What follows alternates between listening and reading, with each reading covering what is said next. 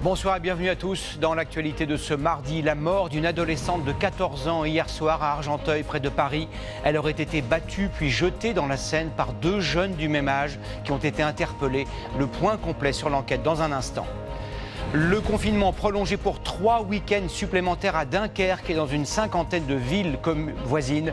Décision prise par la préfecture. Tous les lits de réanimation sont occupés dans l'hôpital de la ville. Le maire de votre commune est-il un gestionnaire avisé et fait-il un bon usage de l'argent de vos impôts locaux? Nous avons enquêté et dans certains cas, les résultats sont remarquables.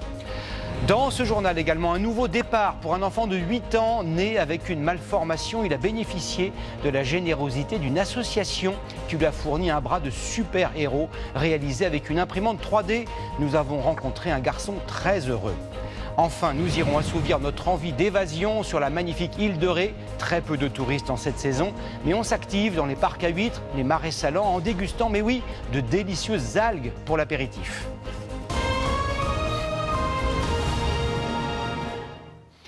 Son corps a donc été retrouvé dans la Seine hier soir. Cette adolescente avait 14 ans. Selon les premiers résultats de l'enquête, elle a été battue puis jetée à l'eau par deux jeunes du même âge qui la harcelaient sur les réseaux sociaux. Ces deux collégiens sont ce soir en garde à vue. Les derniers développements avec Esther Lefebvre, François-Xavier Ménage et Alix Van P. Elle s'appelait Alisha et n'avait que 14 ans. Alors comment exprimer son émotion pour une mère face à l'insoutenable ? C'est pas normal qu'elle est pas entre nous. J'arrive pas à dire avec mes mots qu'est-ce que je sens. Parce que c'était ma meilleure amie, la meilleure du monde. Elle était scolarisée à Argenteuil, dans le lycée professionnel Cognac-G, jusqu'ici réputé sans problème, devenu le théâtre d'un différend mortel entre 3 élèves. Hier après-midi, l'adolescente est battue puis jetée à l'eau. Son corps est retrouvé à 21h sous le viaduc de l'autoroute A15. Immergé à quelques mètres du bord, il porte des traces de coups à la tête et au visage. Les agresseurs présumés, un adolescent de 15 ans et sa petite amie du même âge. En rentrant chez lui, le jeune garçon avoue les faits à sa mère, comme en témoigne cette proche voisine. Ma voisine, elle est venue me voir, donc elle était en panique. Elle m'a dit, voilà, mon fils, il m'a dit, avec sa copine, qu'ils ont frappé une gamine et qu'ils l'ont jetée à la Seine. Donc la première chose que j'ai fait, j'ai pris mon téléphone et j'ai appelé la police. La mère du garçon s'est elle aussi rendue au commissariat pour livrer le récit de son fils. Le gamin en question, on le connaît. C'est pas quelqu'un de violent, mais pas du tout. Il n'a jamais été violent, c'est un geek. Il jouait des jeux vidéo. Il n'est pas souvent dehors à traîner. Les tensions entre la victime et ses agresseurs auraient débuté avant les dernières vacances scolaires. Je ne sais pas si c'est vraiment un harcèlement. Visiblement, il y avait eu des soucis sur un compte d'un réseau social, certainement avec des utilisations de photos. Selon leurs camarades, des photos de la victime en sous-vêtements et des insultes auraient circulé jusqu'à provoquer récemment une bagarre. Ils se sont battus dans le lycée déjà il y a une semaine et ça a mal tourné, je pense. Déjà, de ce que la victime, elle m'a déjà parlé et elle m'a dit qu'elle se faisait harceler, tout ça. C'est choquant. Alisha, comme ses deux agresseurs présumés, n'avait aucun antécédent judiciaire. Interpellés la nuit dernière, ils sont toujours en garde à vue, interrogés par les policiers. Et on a également appris qu'une rixe extrêmement violente avait eu lieu ce soir à Paris, dans le 16e arrondissement. Elle a opposé une cinquantaine de jeunes devant le lycée La Fontaine. Au moins 2 adolescents de 16 et 17 ans ont été blessés à l'arme blanche et au marteau. Ils sont, d'après nos informations, dans un état grave.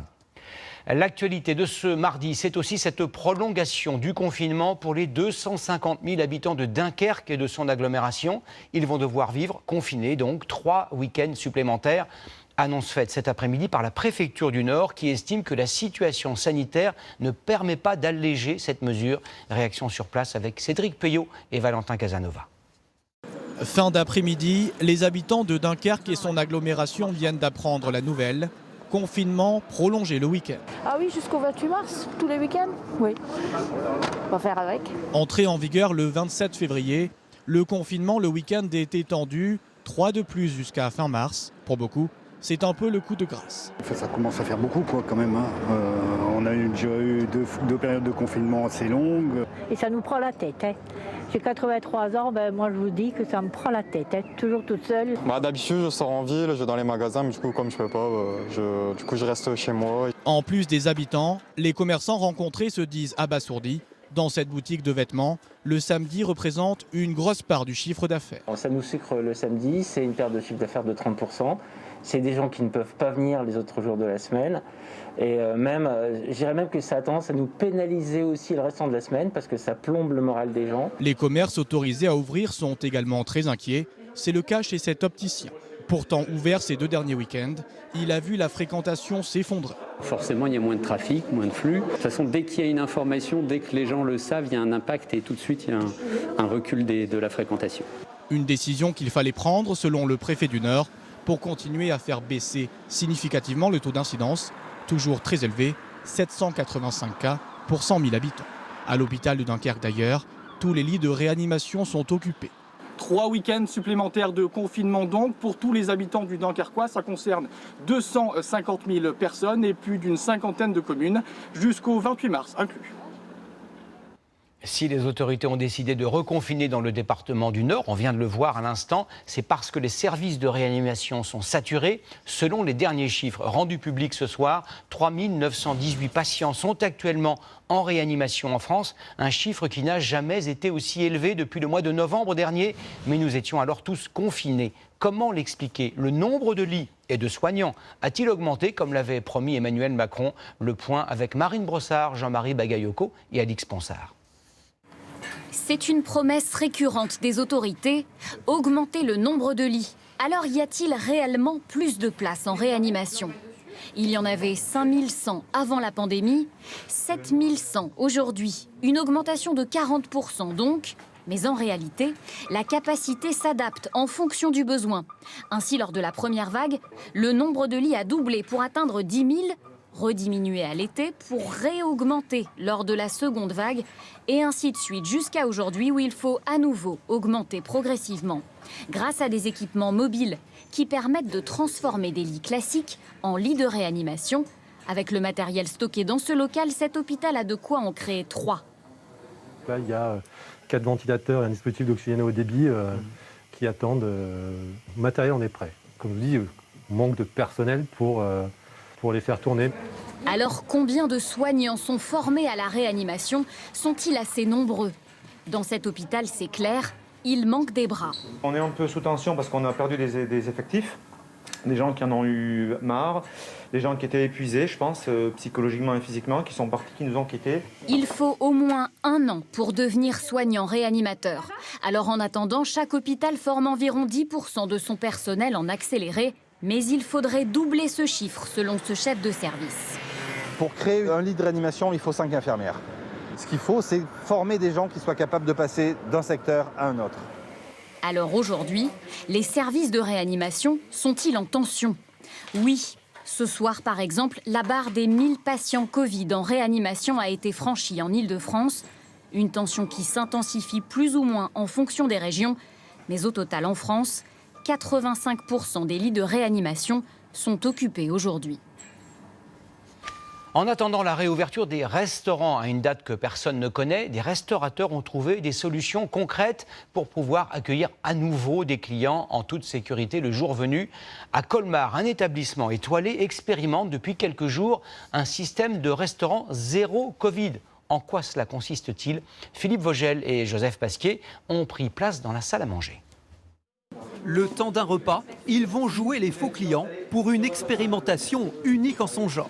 Ces chanceux redécouvrent par la même occasion le plaisir de s'asseoir à la table d'un restaurant. Ça fait du bien, franchement ça fait du bien, on s'y remet vite. Je m'aperçois que ça manquait vraiment ce côté convivial. Un établissement évidemment fermé au public, mais ouvert à toutes les solutions anti-Covid. À table, les masques sont rangés, ces parois en plexiglas hautes de 50 cm stoppent les projections. Elles ont été mesurées scientifiquement. Ça permet de protéger, de sécuriser les espaces qui deviennent privatifs. Le pain, le verre, tout ce qui est bouteille reste dans l'espace de chacun des convives. Avant de prendre place, la table est désinfectée avec une lampe à LED UV. Les faux clients ont le temps de passer un test directement dans le restaurant grâce à cet appareil portatif. C'est un test salivaire PCR dont le prélèvement est indolore et qui encourage justement les personnes à se faire dépister, à jouer le jeu. Résultat, en 40 minutes. Il faudra donc prévoir un peu d'attente. En cuisine, l'organisation a été repensée. Four, frigo, plaque, chaque cuistot travaille avec son matériel dédié. On a fait en sorte que chaque personne ait un poste à lui et qu'il soit bien équipé pour éviter tout croisement, éviter les contacts le plus possible. Avant d'être servis, les assiettes passent sous la lampe à LED UV pour éliminer 99% des agents pathogènes, sans altérer la saveur des aliments, bien évidemment. L'avantage de l'ultraviolet, en fait, ça permet de décontaminer ou désinfecter un plat. On peut aussi traiter tout ce qui est table, clés en commun, TPE. Autre innovation, ces films adhésifs décontaminants sur les poignées de porte. Au final, un arsenal complet, testé et analysé depuis plusieurs mois. La mise en place de l'ensemble de ces dispositifs permettrait d'être en tout cas dans une situation de sécurité et de réduire le risque qui ne peut jamais être zéro. Un laboratoire de l'innovation suivi par le ministère de la Santé peut être un avant-goût du futur restaurant de l'après-Covid. Et en attendant leur réouverture, les restaurants misent, vous le savez, sur la livraison des repas. Elles connaissent un franc succès, surtout dans les grandes villes, à l'heure du déjeuner et après 18h. Des repas livrés en scooter, souvent bien après le couvre-feu. Après Montpellier en janvier, la ville de Nantes vient d'interdire ces scooters, souvent très bruyants, après 11h30 du matin. Sur place, Marine Giraud et Renan Hellec. Il n'a plus le choix, ce livreur doit terminer sa course à pied. Car depuis hier, les scooters sont interdits sur les aires piétonnes de Nantes, là où se trouvent les restaurants et les clients. Ça galère un peu, parce qu'on ne peut pas faire 2 courses ou 3 courses à pied comme ça, alors que c'est une commande de 3 € ou 2 €, tu marches jusqu'au pied, au fond là-bas pour aller livrer. Un arrêté municipal interdit désormais les scooters thermiques sur ces aires piétonnes entre 11h30 et 6h du matin. Les livreurs sont directement visés et pénalisés. Très galère, parce que 2 fois même quand nos scooters sont garés devant le McDo, 5 minutes, 6 minutes, on nous vole. Pour les piétons, au contraire, c'est un soulagement. C'était abominable, enfin, on manquait de se faire renverser, surtout quand on est avec des jeunes enfants. Si tout le monde respectait la vitesse, et bien souvent il y a des jeunes qui sont un peu fous et puis qui y vont à fond la caisse. C'est très bruyant. Je sais pas, en 1 heure, ils peuvent en passer 50, 60, je pense, quelque chose comme ça. Donc c'est très pénible. Aujourd'hui, seuls les vélos et les scooters électriques peuvent passer. Les riverains ont retrouvé le calme et le sourire. Vous voyez, scooter électrique, la différence quand même. C'est notable, vous êtes chez vous et votre enfant il dort, il ne va pas être réveillé. Les livreurs se disent pourtant prêts à s'adapter, mais ils ne peuvent le faire seuls. Leurs courses à quelques euros ne suffisent pas. La solution, c'est avoir un parc de scooters électriques en location. On n'est pas contre le décret, on veut juste avoir une solution. La ville de Nantes suggère des aides à l'achat ou à la location de vélos électriques, mais compte surtout sur leurs employeurs. Nous mettons la pression volontairement sur les plateformes, qu'elles prennent leurs responsabilités, à la fois vis-à-vis de la rémunération de ces livreurs qui est tellement basse que ça les oblige à faire du chiffre et donc du scooter, et puis également de les inciter à leur fournir des scooters électriques. Pour l'instant, l'arrêté n'entraîne pas de sanctions. La ville souhaite faire de la pédagogie, mais dès le mois d'avril, l'amende sera de 135 €. Cette question également dans l'actualité. Les prospectus et autres catalogues publicitaires vont-ils disparaître de nos boîtes aux lettres? Chaque année, nous en recevons 21 milliards. Le projet de loi actuellement discuté au Parlement devrait réduire le nombre de ces dépliants. Bonne nouvelle sans doute pour l'environnement, très mauvaise nouvelle pour les professionnels qui estiment que plusieurs milliers d'emplois sont menacés. Qu'en pensez-vous? Antoine de Pressigou, Séverine Agi et Guillaume Torel vous ont posé la question. Guy connaît parfaitement toutes les boîtes aux lettres du quartier. Il n'est pas facteur, mais distributeur de prospectus. Toutes les semaines, on a des secteurs qui nous sont attribués. Donc il suffit de mettre dans les boîtes aux lettres. Et surtout, on respecte ça. Les stop pub, pas de publicité. Une boîte aux lettres sur 5 comporte cette étiquette. Jusqu'à présent, il fallait simplement la coller pour ne pas recevoir de publicité. Bientôt, la logique pourrait s'inverser. Si vous tenez à recevoir des prospectus, il faudra impérativement l'indiquer sur votre boîte aux lettres. En clair, pas d'autocollant, pas de publicité. J'ai pas besoin de papier pour moi. Les 3/4 du temps, les gens les lisent pas, c'est où ils les mettent par terre, où ils les mettent à la poubelle. Je fais des économies en achetant avec les promos. Quand je fais mes courses, je vais là où il y a les pubs. Chaque foyer reçoit presque 40 kilos de prospectus par an. Le ministère de l'écologie souhaite réduire ce nombre et cela inquiète les imprimeurs. Ici, 500 tonnes de brochures sortent des machines chaque année. Le patron et ses 50 salariés ne comprennent pas la décision du gouvernement car le papier est recyclable. On va encore une fois pénaliser une profession, toute la filière papier. Alors surtout effectivement pour les prospectus de masse importants qui malheureusement pour nous c'est quand même l'essentiel de notre métier. 2 royales s'il vous plaît à emporter. Cela pourrait également avoir des conséquences pour les annonceurs. Ce mois-ci on va refaire comme d'hab 50 000 exemplaires qu'on va distribuer tout autour du rayon. Ce restaurateur distribue ses flyers tous les mois. Et cela fonctionne. On a une clientèle qui est très réceptive à ça. Nous, notre clientèle moyenne, elle est à peu près dans les 50 ans, 45 ans minimum. Donc ils ne vont pas tous aller sur les plateformes type Uber Eats, etc. Ils vont aller directement dans la boîte aux lettres. C'est le palmier, que voilà, bonjour, c'est pour une commande, etc., etc. Impression et distribution lui coûtent 40 000 € par an, mais il ne regrette pas son investissement. 1000 prospectus lui ramènent en moyenne un nouveau client fidèle. Le maire de votre commune est-il plutôt cigale ou fourmi? Comme tous les ans, une association a examiné à la loupe les dépenses des 35 000 communes de France. Parmi les plus économes, même si leurs maires ne sont pas du même bord politique, Cholet dans le Maine-et-Loire et Brest dans le Finistère. C'est l'enquête de ce 20h. Elle est signée Médéric Pirker et Nicolas Hess. Cela fait 2 ans que Brest monte sur le podium des villes les moins dépensières de France. Les habitants ont appris la nouvelle ce matin. C'est une bonne chose, ça évitera de faire payer trop d'impôts, trucs comme ça. Je pense que ça va réduire les impôts. Mais alors, quel est le secret de la ville de Brest? Pour Yann Guével, l'adjoint en charge des finances, il n'y a pas de petites économies. Et tout se cache dans les détails, comme par exemple au-dessus de sa tête. Vous voyez là, il y a une petite lumière rouge, un détecteur de présence, ce qui a pour effet de couper la lumière automatiquement le soir, donc il n'y a plus un seul bureau qui reste allumé la nuit. Pour réduire ses dépenses, la ville a décidé de faire des commandes groupées pour toute la métropole. Des fournitures de bureaux, d'électricité, de gaz et même d'échanges pour bébés. On a travaillé avec les crèches associatives, avec les crèches municipales, pour trouver un fournisseur qui fournit tout le monde. Ça permet d'avoir un effet d'économie lié à l'échelle. Et quand elle dépense, c'est aussi pour faire des économies. La ville a entrepris la rénovation énergétique de ses locaux, comme les EHPAD, les logements sociaux et même les écoles. Il y a une isolation extérieure qui a été faite. Abdelaziz travaille dans ce groupe scolaire refait à neuf. L'isolation extérieure qui a été faite, ça permet de garder la chaleur à l'intérieur. Les rénovations luminaires aussi, les détecteurs de mouvement, l'isolation du plafond et sans oublier les fenêtres, double vitrage. Et on voit la différence entre avant et après. Avec ces investissements, la mairie compte économiser près de 800 000 € sur 20 ans. Mais le champion toute catégorie se trouve dans le Maine-et-Loire. Cholet, 55 000 habitants, est la ville la plus économe de France. Pour arriver à ce résultat, le maire a mutualisé les emplois entre la municipalité et les 26 communes de l'agglomération. Un directeur des finances de la ville, un directeur des finances de l'agglo, il y a un moment donné, c'est trop lourd. Donc on préfère faire une vraie mutualisation et ainsi pouvoir avoir de véritables économies sur les frais de personnel. Les frais de fonctionnement de la commune de Cholet et de Brest coûtent environ 730 € par an et par habitant. C'est 3 fois moins que Paris, en tête des villes les plus dépensières de France. Il y a 10 ans, presque jour pour jour, le 11 mars 2011, un puissant séisme suivi d'un tsunami faisait 22 000 morts et disparus dans la région de Fukushima, au nord-est du Japon. 10 ans plus tard, les habitants sont-ils revenus? Les villes ont-elles été reconstruites? La radioactivité liée à l'incendie de la centrale nucléaire est-elle maîtrisée? Regardez ce reportage passionnant d'Elena Despaturo, Constantin Simon et Pierre-Emmanuel Delettré. Depuis 10 ans, ce sont des maisons fantômes.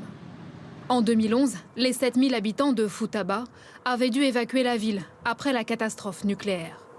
La radioactivité est encore trop élevée pour y vivre. Et les horloges de la ville sont restées figées à l'instant du traumatisme. 14h46, le 11 mars 2011. Toutes les maisons étaient effondrées. J'avais le sentiment que mon village n'était plus mon village. Dans toutes les mémoires, ces terribles images. Un puissant séisme, puis une vague de 30 mètres de haut, entraînant 22 000 morts et disparus. Quelques minutes plus tard, le raz-de-marée frappe la centrale nucléaire. 160 000 personnes sont évacuées. Meurtri, le Japon a entrepris le plus grand nettoyage radioactif de l'histoire. La terre toxique a été enfermée dans des milliers de sacs. Mais la radioactivité est encore diffuse, transportée par le vent et les animaux. Les habitants de cette région agricole sont inquiets. Cette femme cultive des épinards et des choux. Bonjour tout le monde. Depuis 2 ans, elle peut les faire tester gratuitement dans sa mairie grâce à cette machine en libre accès. Le résultat est obtenu en 10 minutes. Un signal vert indique qu'elle peut manger ses légumes sans risque. Grâce à cela, pour notre nourriture de tous les jours, on n'a plus à se poser de questions en permanence. On peut manger en toute sécurité. Je peux même donner mes légumes à mes voisins. Sur les routes, des compteurs ont été installés pour mesurer la radioactivité. Mais dans les communes proches de la centrale, moins de 10% des anciens habitants sont revenus. Quelques personnes âgées ont fait le choix de se réinstaller ici, mais rares sont les commerces et les restaurants ouverts. C'est comme une renaissance, comme si on retrouvait le bonheur d'autrefois. Une chose a changé pour tous les survivants. Ils sont désormais protégés par un rempart anti-tsunami. 400 km de béton sur tout le nord de l'archipel. Ce bouclier, baptisé la Grande Muraille du Japon, masque la mer. Avant, le paysage était vaste, ça faisait du bien. C'était un plaisir quotidien. Mais aujourd'hui, plus on s'approche du mur, plus on se sent écrasé, oppressé. Un mur pour se protéger et des vestiges pour ne jamais oublier. Le long de cette côte, désormais reconstruite, des immeubles éventrés par le tsunami ont été gardés par l'État, comme cet ancien hôtel. Il faut que les gens soient conscients de ce qui est arrivé. Quand on dit qu'il va y avoir un tsunami, tout le monde doit s'enfuir. En 2011, ça ne s'est pas passé comme ça. Tout le monde n'a pas eu peur. Ce travail de mémoire est indispensable, car selon les sismologues, un nouveau séisme géant pourrait s'abattre sur Tokyo dans les prochaines années. Toujours à l'étranger, la monarchie britannique encore sous le choc après l'interview diffusée dimanche à la télévision américaine de Meghan Markle et du prince Harry. Dans ses confidences faites à Oprah Winfrey, le couple qui vit aujourd'hui aux États-Unis porte des accusations de racisme contre la famille royale. Fait exceptionnel, la reine Elisabeth a publié ce soir un communiqué. Bonsoir Élise Stern, vous êtes en direct avec nous de Londres. Que dit précisément ce communiqué et que peut-il se passer maintenant ? Oui, la reine s'est dite très attristée d'apprendre que ces années ont été si difficiles pour Harry et Meghan. On sait qu'elle a beaucoup d'affection pour son petit-fils et elle le prouve avec ce rare communiqué. Harry, Meghan et Archie seront toujours des membres de la famille, très aimés, précise-t-elle. Dans ces 4 phrases, il y en a une qui suscite beaucoup d'interrogations pour la suite. Je cite, « Les questions soulevées, en particulier celles liées à la race, sont préoccupantes. Elles seront prises très au sérieux et seront traitées par la famille en privé. » La reine, visiblement, ne veut plus laver le linge sale en public.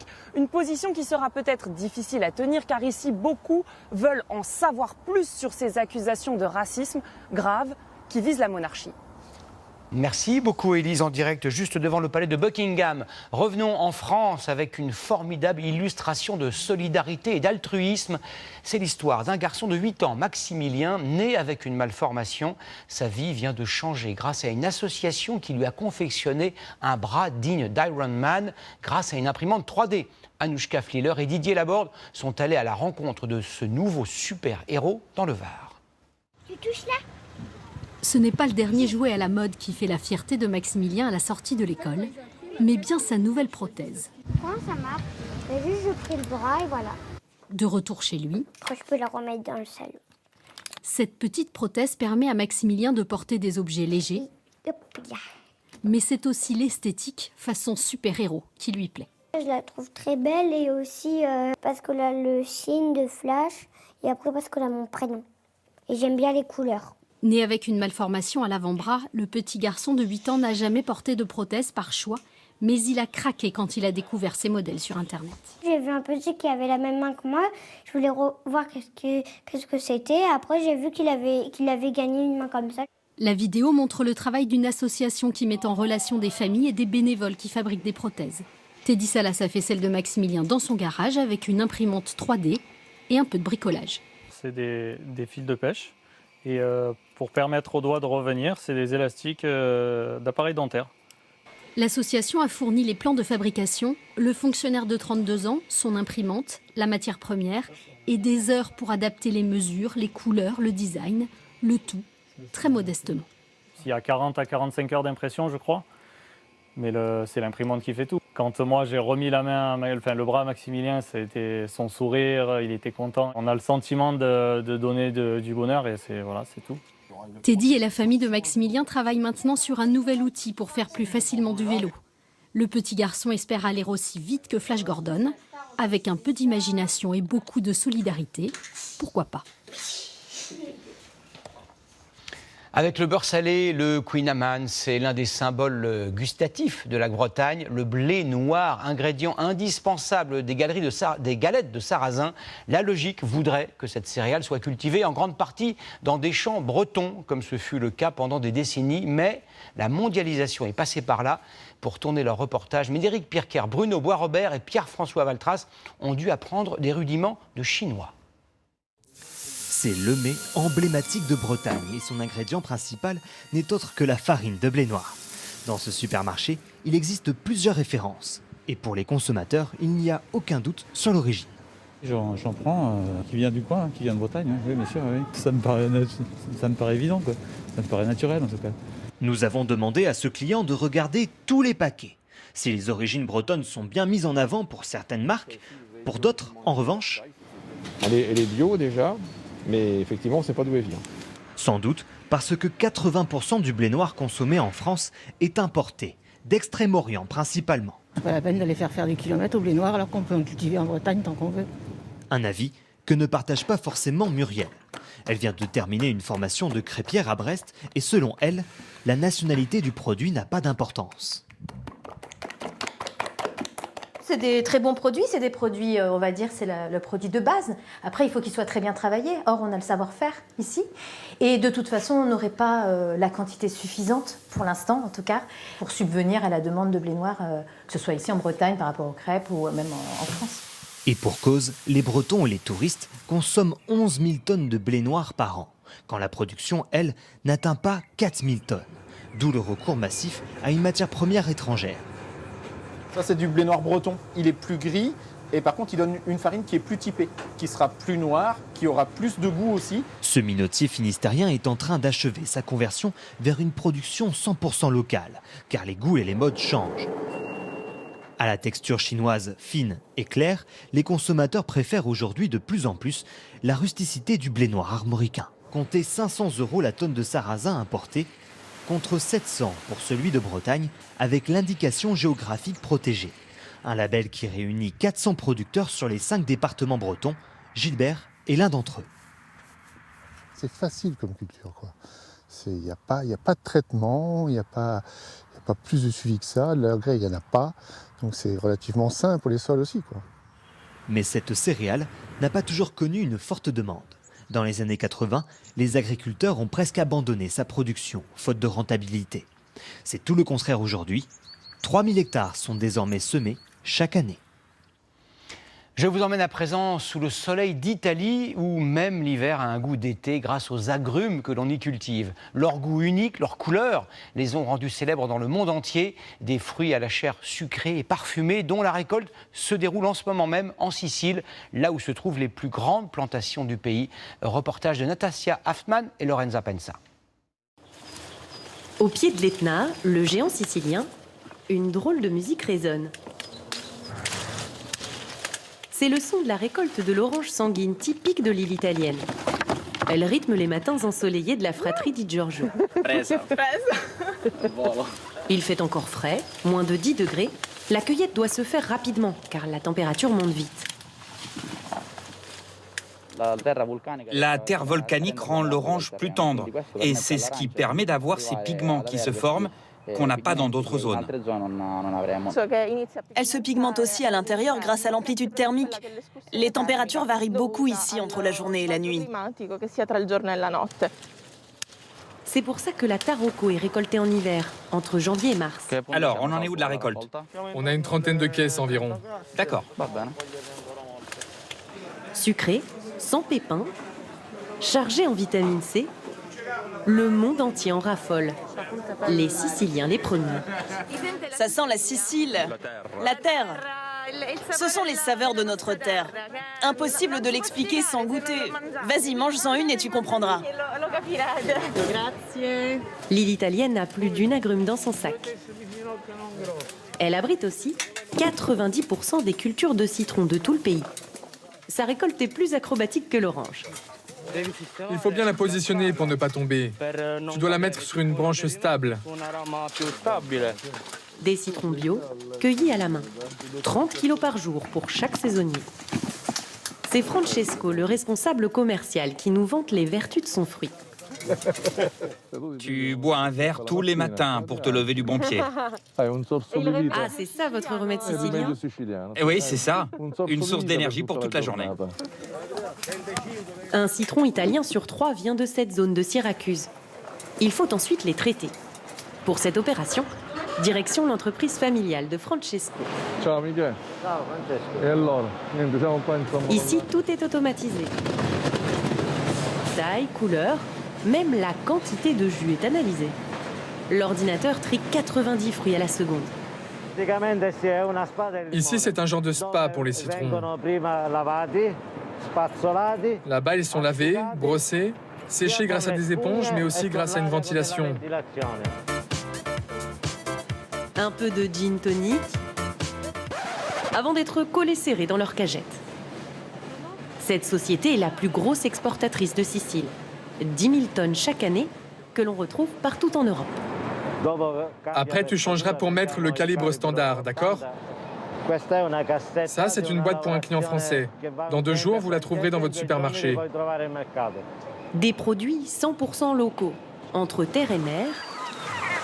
Le terroir parfait pour des agrumes chargés en huiles essentielles. Et leur goût séduit d'abord les grands chefs de la région. Je prépare une gelée de mandarine. Rien qu'à l'odeur, je sais que ce sont des agrumes siciliennes. Antonio les décline à l'infini, en gelée ou dans un cannolo croustillant. Comme tu vois, il y a seulement 3 ingrédients. La ricotta, les agrumes et le sucre. Et avec ces 3 ingrédients seulement, on arrive à faire une crème délicieuse. Les agrumes de Sicile font souffler un parfum d'été sur notre hiver. Ce qui n'est pas superflu, c'est l'un des auteurs les plus lus dans le monde. Ken Follett, le roi du roman historique, est un fervent admirateur du patrimoine français.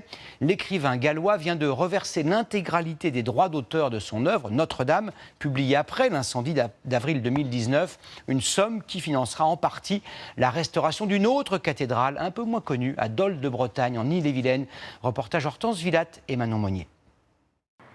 C'est l'un des joyaux de l'architecture gothique en Ille-et-Vilaine, la cathédrale Saint-Samson de Dol de Bretagne. Elle abrite les plus vieux vitraux de la région. Alors ce coup de pouce providentiel à sa restauration ravit cette commune de 6 000 habitants. Cette cathédrale, elle est merveilleuse, elle est splendide, et donc tout don est le bienvenu pour pouvoir permettre la restauration. Et c'est une bonne surprise, oui, surtout qu'il y a des travaux importants de programmer. Et qui mieux qu'un passionné de bâtisseur de cathédrales pour secourir celle de Dol de Bretagne.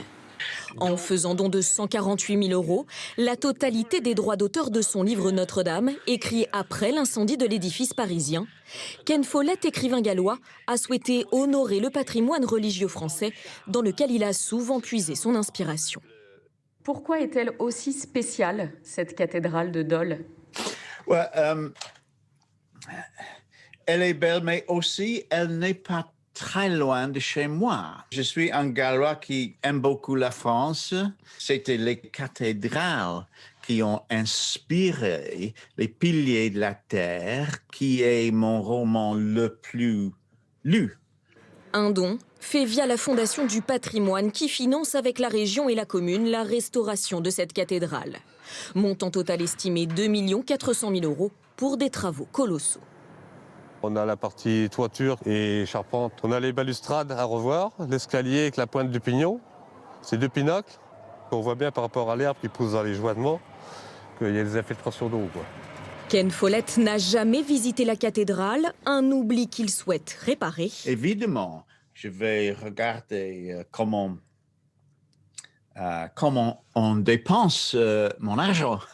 Et cela aussi vite que possible. Comme chaque soir, je vous propose d'assouvir nos envies d'évasion. C'est une île magnifique en toute saison. Si vous aimez les marais salants, les promenades à vélo, les parcs à huîtres à perte de vue et bien sûr le bois de Trousse-Chemise, célébré par Charles Aznavour, suivez-nous dans l'île de Ré. Elle sort à peine de l'hiver, mais l'activité n'est pas à l'arrêt, bien au contraire. Reportage de Grégoire Guisteau et Christophe Brousseau. Presque désertée par les touristes en hiver, l'île de Ré n'en reste pas moins vivante toute l'année. Surtout pendant les grandes marées, lorsque les écluses à poissons deviennent le terrain de jeu favori de quelques habitants. Donc on va regarder ici, dans les deux trous là. Un prêtre. Une bonne friture l'été, avec un bon coup de rosé.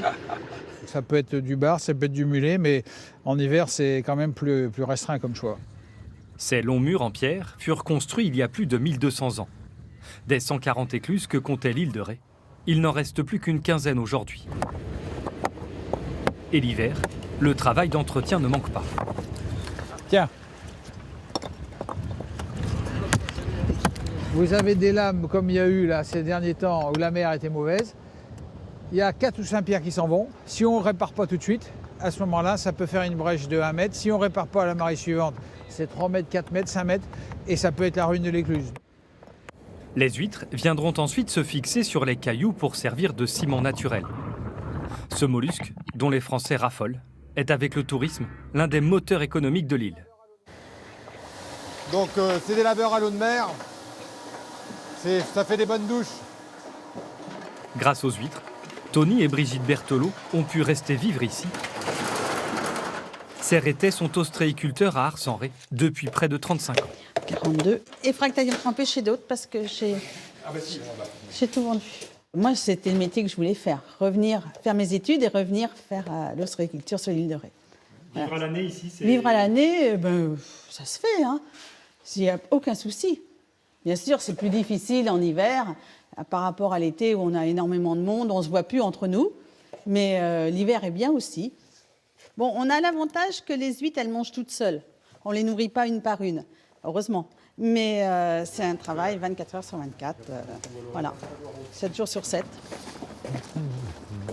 Alors, pour se dégager du temps, le couple a investi il y a 6 ans en installant un distributeur d'huîtres en libre service. Alors l'approvisionnement se fait 2 fois par jour. Le concept cartonne et tout le monde y trouve son compte. Nous, on gagne un petit peu en qualité de vie, effectivement, parce qu'on peut s'arrêter à des horaires fixes. Précédemment, où on savait qu'il y avait un potentiel vente, on est tenté de rester ouvert et puis après, ça n'en finit plus, quoi. Ainsi, les Iliens ne manquent pas d'idées pour vivre de la mer. Ressource moins connue, mais pourtant très abondante sur le littoral, les algues marines. C'est une saveur incroyable. Poivré, légèrement truffé. On est loin de l'océan, finalement. Mais il ne faut surtout pas les arracher. Si vous arrachez, vous stérilisez le milieu. C'est-à-dire que là, vous lui enlevez carrément sa capacité à la reproduction. Les algues se récoltent, là, cette variété-ci précisément au ciseau ou au couteau, suivant les variétés. C'est du jardinage maritime. Les algues sont ensuite déshydratées pendant 48 heures avant d'être transformées en paillettes.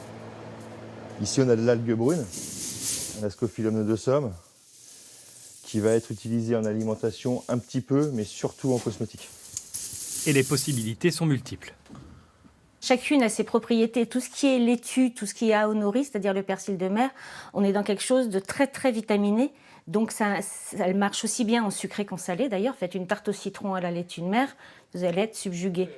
Il ne reste plus qu'à convaincre les consommateurs. Du quoi? Du tartare? Tartare d'algues. Bonjour.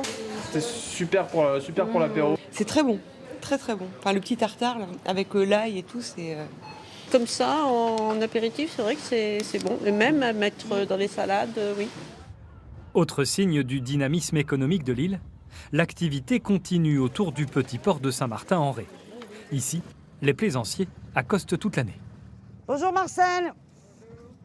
Alors, t'as fait une bonne navigation? L'hiver, oui, c'est souvent des gens de La Rochelle qui viennent passer le petit week-end sur l'île de Ré. Puis il est particulier le Porte Saint-Martin parce que déjà il est beau, c'est joli quand on arrive. On se côtoie tous, ils se retrouvent tous les ans, c'est assez sympa. Mais la tranquillité sera de courte durée, car les beaux jours sont de retour. Ainsi, l'île de Ré passe de 18 000 à 120 000 habitants l'été. Comme tous les soirs, c'est l'heure de répondre aux très nombreuses questions que vous nous posez. Bonsoir, ma chère Alexia Mayer. Bonsoir. Ce soir, elle concerne notre vie quotidienne. Il y a 1000 questions à poser. Celle-ci, par exemple. Les leçons d'auto-école sont-elles maintenues le samedi et le dimanche dans les zones confinées le week-end ? Dunkerque, on vient de le voir dans ce journal. Eh bien non, Gilles, il n'y a pas de cours de conduite le week-end dans les zones confinées. Ailleurs en France, les cours sont assurés, même après 18h, mais il n'y a plus de cours de code en salle. Seuls les cours à distance sont autorisés. Deuxième question, l'un de mes proches, une personne âgée, souhaite changer d'EHPAD. Le nouvel établissement impose la vaccination pour tous les nouveaux résidents. Est-ce que c'est légal ? Alors c'est une bonne question, mais non, ce n'est pas légal. L'EHPAD peut recommander fortement à votre proche ou à d'autres résidents et futurs résidents d'être vaccinés, mais ne peut pas imposer la vaccination, encore moins pour rejoindre l'établissement. Vous le savez, la vaccination n'est pas obligatoire en France. Enfin, puis-je faire un test Covid salivaire chez mon médecin ou chez mon pharmacien ? Non, les tests salivaires ne sont pas encore disponibles chez votre médecin ou votre pharmacien. Ils sont uniquement proposés à l'école. Et puis sachez que 300 établissements en France vont organiser une campagne de dépistage tous les 15 jours. Merci beaucoup, Alexia. À demain soir. La rédaction de TF1 à l'honneur ce mardi. Nos amis Georges Brenier et Bichente Akala ont remporté le prix de la Fondation Varenne dans la catégorie journaliste reporter d'images pour leur remarquable enquête sur les Corses qui défient la mafia. Un reportage que nous avions diffusé dans notre journal. C'était en novembre 2019. Toute la rédaction se joint à moi pour les féliciter chaleureusement. Nous boirons un verre après les confinements. Sur LCI, juste après ce journal, Elisabeth Martichoux reçoit la journaliste et écrivain Florence Aubenas pour son grand entretien. Rendez-vous sur le canal 26 sur TF1. Dans un instant, la météo de Louis Baudin avant un nouvel épisode de votre série SWAT. Demain à 13h, Marie-Sophie Lacaro. Je vous retrouve à 19h45 pour l'édition spéciale, à 20h pour votre journal. Excellente soirée à tous. À demain. Retrouvez toute l'info sur LCI, canal 26.